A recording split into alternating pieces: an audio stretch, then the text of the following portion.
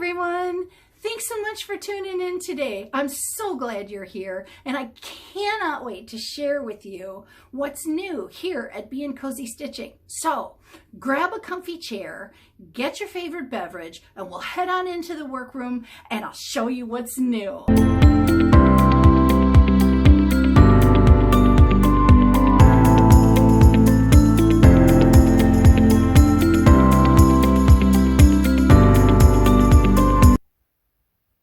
Everyone, welcome back to the workroom. I'm so excited to show you our project for this week.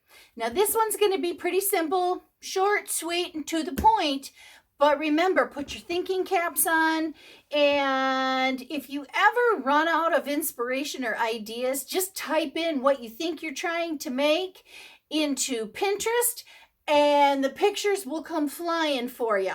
So you won't have a lack of ideas to come up with next. So what I want to show you next how to do is to harvest fabric from a t-shirt. And I'll grab one from over here quick. I got a nice little polo shirt here, and it has a logo on the front that I think that I want to use, and you know, various bits and pieces that I think that I want to go ahead and cut out and use in this process. So the very first thing to do, always start with clean, dry laundry, if you will. I mean, I know we're not doing laundry here. We're creating a project, and for me, my project's going to be a t-shirt quilt. I'm going to use the logos that are on the front of my t-shirt, and I'm going to arrange them in a pleasing manner, add a little bit of the t-shirt fabric to it because my logos are small and I want to make sure that I get a decent size block out of them. Otherwise, that's a lot of work and a lot of shirts that are going to go into this. So I want to build that logo up to a bigger size square so that I have a nice, decent piece of fabric to work with. There are a couple things that we can do that will give us great success. It's, you know, we're going to stabilize it. We're going to make sure it's clean. And then we're going to rough cut it apart. We're going to add our stabilizer once it's rough cut, and we're going to make sure we have a good adhesion. And then when we think we've got everything right, then we're going to bring in our rulers or squares, whatever size we're trying to achieve. And then we're going to put that in and lay that on our t-shirts, and we're going to finally cut it to the size that we really want. So there's a little bit of extra prep work that goes on here, but if you do this extra step, you'll end up with a much nicer project and you'll be more pleased with the results. Less frustration all the way around. If you cut your logo out of your t-shirt first, without adhering your stabilizer to it, it's going to roll in on itself. It's going to move around, and all of a sudden, without the weight of the rest of the shirt to hold it flat, it's going to be a little more difficult to put the stabilizer on the back. Now, stabilizer, what do you use? Stabilizer is basically a fusible interfacing. And there are many of them out there to choose from. And they are readily available everywhere. Literally everywhere you can think of, you can pick them up. All fusibles are the same pretty much in design. They're going to have a really rough side to them that's going to be kind of bumpy and lumpy, and then there's going to be a really smooth, soft side to them. And what you want to do is apply this rough, bumpy side to the backs of your t-shirts, and then apply a hot steam iron to them. But again, follow the manufacturer's instructions with the fusible because everybody does things a little bit different these days. What we used to do in home ec class eons ago, a lot of that's been thrown out the window because they've come up with all kinds of new stuff and a new way to do stuff, and it's great. It's fun because everything just keeps changing. So follow your manufacturer's instructions that are on the package, and they come on these little filmy sheets.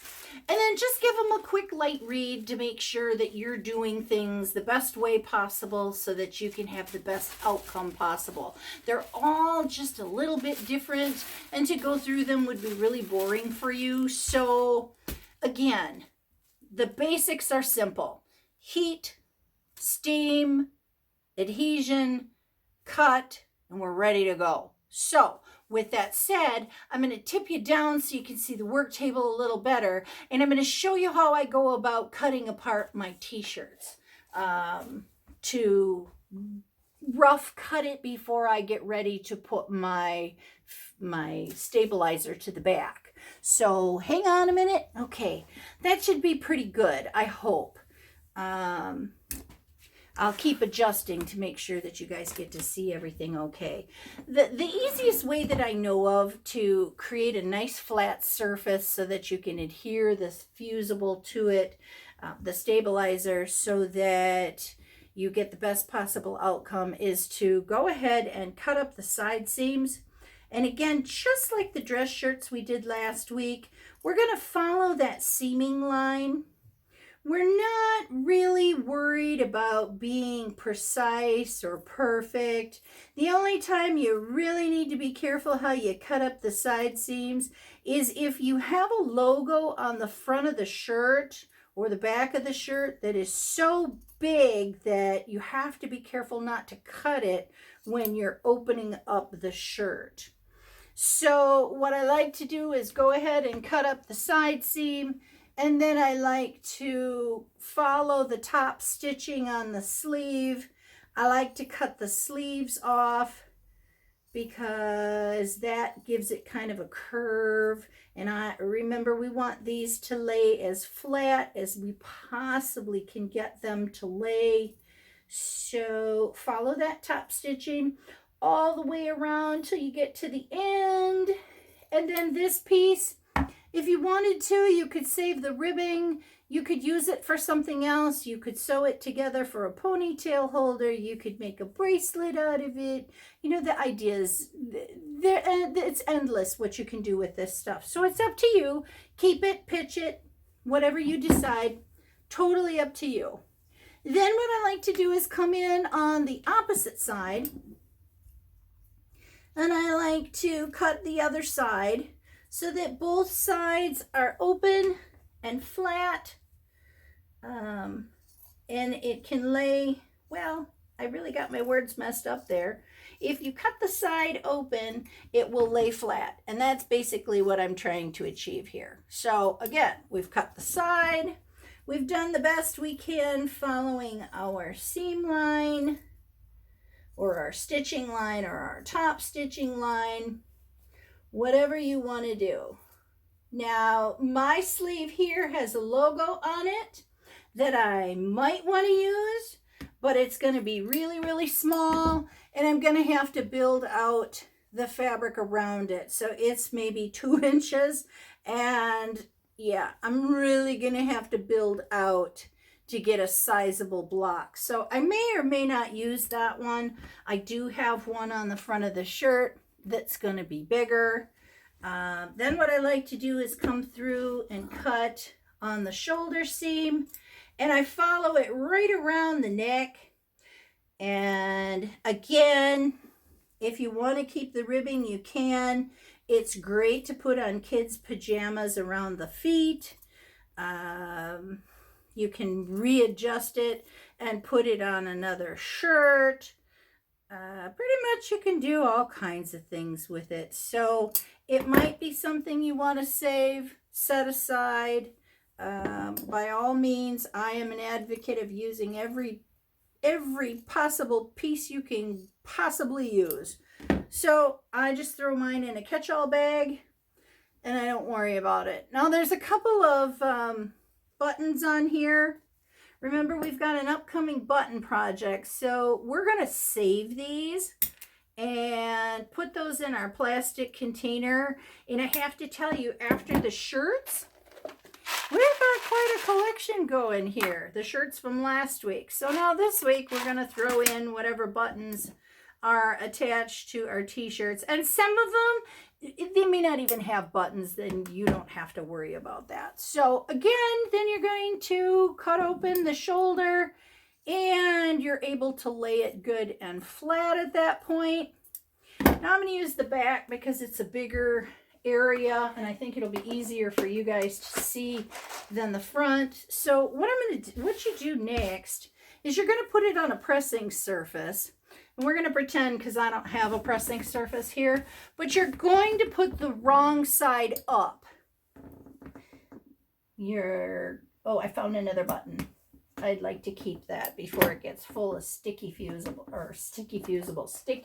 stabilizer. Excuse me. Okay, so on your pressing surface, you're going to put your shirt with the back side up and the good side down facing your ironing board. And then you would take out your interfacing, your stabilizer, whatever you want to call it, and you would go ahead and lay it across the piece that you think the piece you think you're going to use. Yes, there's going to be a little waste here. No, I don't think I'd worry about it because it's not going to be that much waste that you're going to get really upset about it. You want to smooth everything out and make sure everything is nice and as flat as it can possibly be. Then go ahead and follow your manufacturer's instructions on how to go about setting the heat on your iron. Do you put steam on? Do you not put steam on? Do you need a wet cloth? What are the steps you need to take? And again, each one is different. Read the little informational sheet there so that you have perfect success. Then, once this is fused together, and I'm going to drop you down a little bit more so you can see a little bit more of what we're doing. Once you have these fused together, then it's time to cut out what you're looking for. So, if I had a logo right here, I would place my ruler, my square ruler, on top of the logo. And I have different size square rulers that I can use according to how big or small the design is. But what I'm looking for is the center point on the ruler. And I would match that with the center point on my design, or what I think to be the center of the design. And then I cut equal distance all the way around once I have it lined up so it looks, pleasing to your eye or where you think it needs to be. And then you go ahead and you cut it out after it's fused, after it's cooled, and it's ready to work with. Okay, that's important. You got to make sure you have good adhesion. And this helps you because you're not using the edges that may or may not have had enough fusible to stick, and you don't want them to start peeling.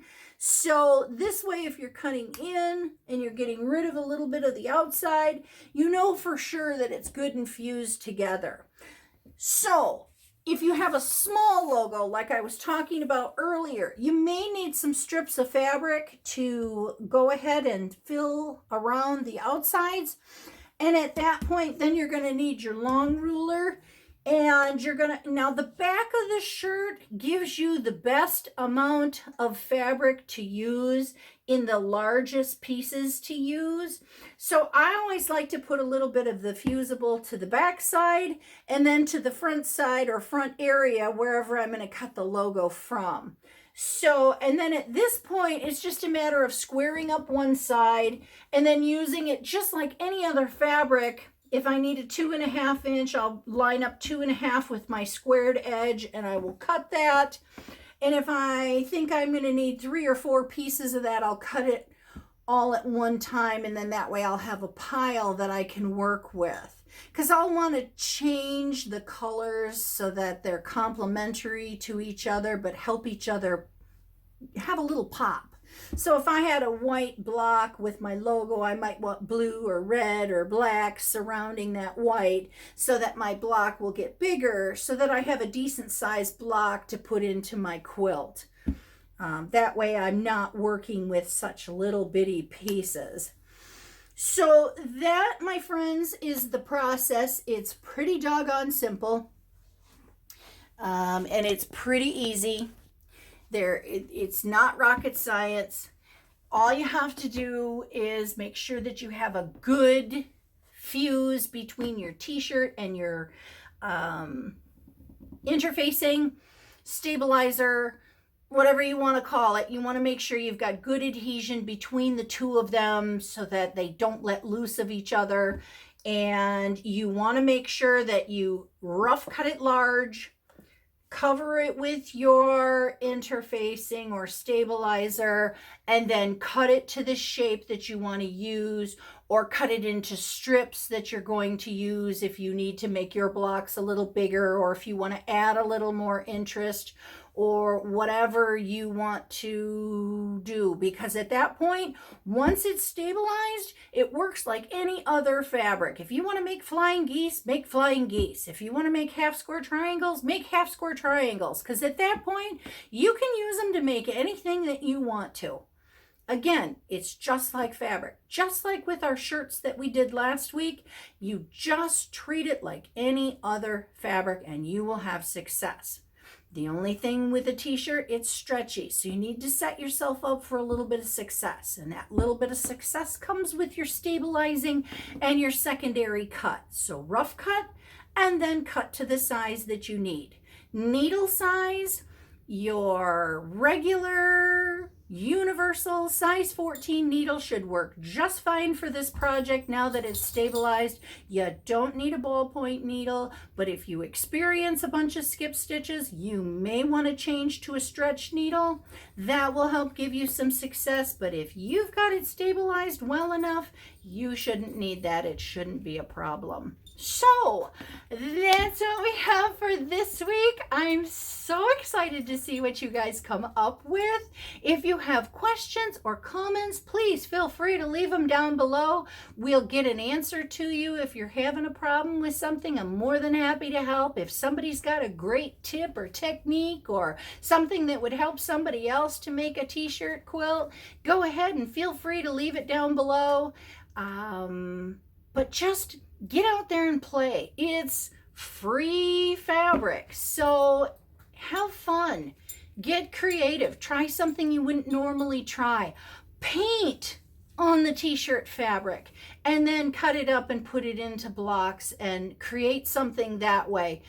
It's amazing what you can come up with. And the acrylic paints are very easy to sew through, not a problem. You're not going to thick and gob it anyway.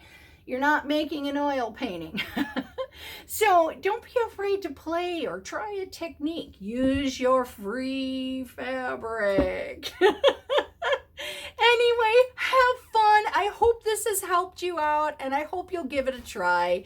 And I will see you all next week when we get to check out what fabric am I going to cut apart and harvest next week. Bye for now.